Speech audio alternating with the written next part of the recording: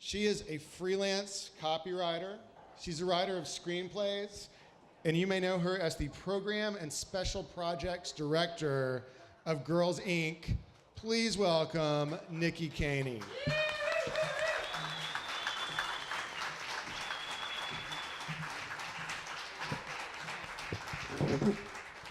Hello. So, my biological daughter was 20 months old the first time I went into labor. See, she was a strong and independent woman from the get-go, and she knew she had a good thing going on inside my womb. She had a constant food supply, a warm bed. The doctors even tried to induce labor twice. Chemical induction proved to be a complete failure, and we ended up battling it out in the OR. Eventually I won, but it wasn't an easy fight, and I have the cesarean scars to prove it. So about a year after that, I did something crazy. I got pregnant again. This time though, my medical file, it had 3 little letters tattooed on it. FTP, failure to progress. So the doctors had told me that because I had so many complications the first time around, that I should probably just go ahead and schedule a C-section when it got close, because natural labor was probably not gonna happen.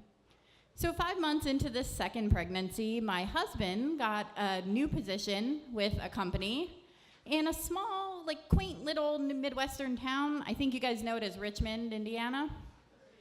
So being the adventurous East Coasters that we were, we packed up our car with our 1 kid, 4 cats, and a 45-gallon aquarium filled to the top with fish. We put it in our 98 Subaru Legacy and made the trek from Wilkes-Barre, Pennsylvania to the cradle of recorded jazz.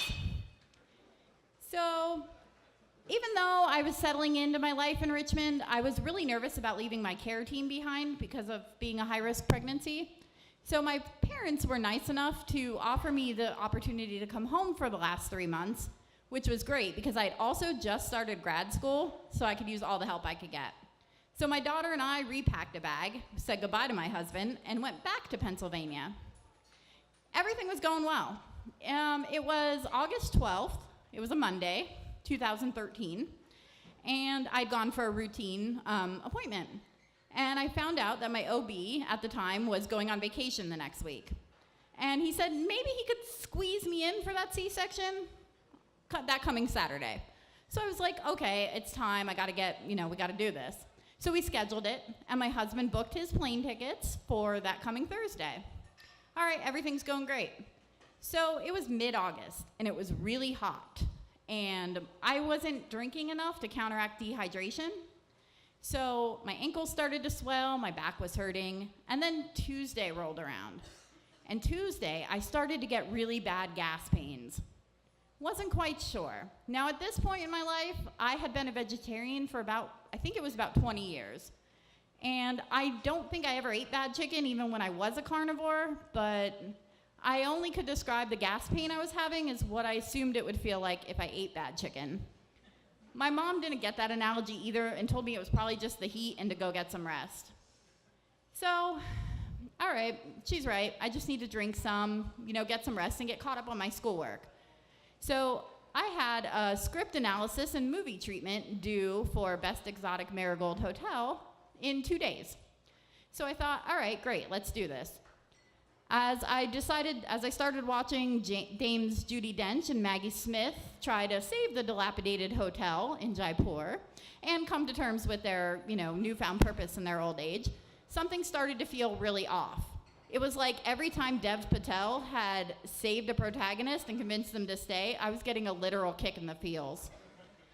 So then it just wasn't right. So I did whatever a normal person in the 21st century is going to do when they're experiencing a possible medical emergency.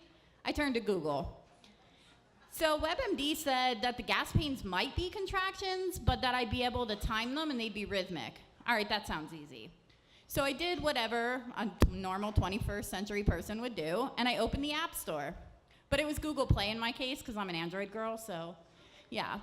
So I searched for the most popular, yet still free, contraction timer app. It was probably well after midnight before I finished reading all the reviews and finally downloaded one. I think my contractions are my gas pains at this point, because they're definitely still gas pains, right? They were about 15 minutes apart. So my one sister works overnights, third shift, and I texted her and said, hey, I got some pain in my back, my stomach's tightening. Do you think I'm in labor? So my phone blinks, and she's, of course not. You're just worried about Saturday, the baby's coming, just get some rest. Yeah, she's right. I already have an eviction notice, it's fine. So it was about 3 a.m. at that point, and things were really it was really tight and not feeling well. And I decided to shower, because that's gonna help. WebMD didn't say not to shower, so why not? And here's the thing about me. So when stuff starts to get a little chaotic, I get super calm and collected. Like one time I worked in retail in inner city Philadelphia, and a group of adult males had punched me in the side of the face and dislocated my jaw in an attempted robbery. And I got up, I dusted myself off, and told all the people shopping to enjoy their shopping experience. So then around 5 a.m., my dad wakes up, and I'm thinking, should I tell him what's going on, No, we're not gonna tell Dad, because Dad is legally deaf. He only has 12% hearing, and he's really dedicated to his job, so he wouldn't really know what to do with me anyway.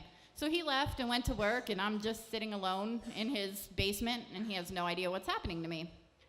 So then at 7, my mom wakes up. And I go up and I tell her what I've been through all night and how this pain is just really coming and hitting me hard and rhythmically, and it's getting longer. And she says, well, you don't look like you're in labor. All right, cool. So the contraction timer app says I should probably call the doctor at this point. So we call the hospital, and they say, yeah, you need to come in. So my other sister, she lives only about 5 minutes away. So my mom gives her a call and says, hey, can you take Nikki to the doctor? So to the hospital, she thinks she's in labor. So my sister says, yeah, okay.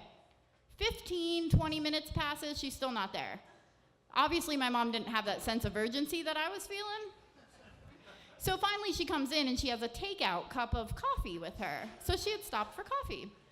All right, cool. So we drive, and we get to the hospital, and I walk in, and the nurse looks at me, and she says, oh, well, let me pull up your file. You look okay. All right, cool. She pulls up my file, and she sees those 3 little letters, FTP. Oh, honey, it's probably just Braxton Hicks. Don't worry about it. But we're going to give you an exam since you're here anyway. So the midwife comes in, and she does her exam, and she says nothing, because they never say anything, right? The doctors never say anything when they're doing it. So all I could hear is my sister sipping her coffee, and then the midwife takes off her gloves, and she's tapping on the keyboard, and still nobody's saying anything. And then the midwife turns, and she says, congratulations, you're in active labor and you're 8 centimeters dilated. You're having a baby today. So at that point, everything went crazy. They hooked me up to machines. They started taking tests. My husband had to quick get those plane tickets switched. I sent an email to my professors and told them they may have to wait just a couple days longer to find out about my opinion on ageism in Hollywood. And then we had a couple good pushes and a stuck shoulder bone. So I ended up back in the OR. And eventually on Wednesday, August 14th, 2013, Kendrick Wallace Kanney was born. And to this day, 6 years later, he's still one of my very important Valentines. However, my sister's never gonna live down that cup of coffee. Thank you, guys.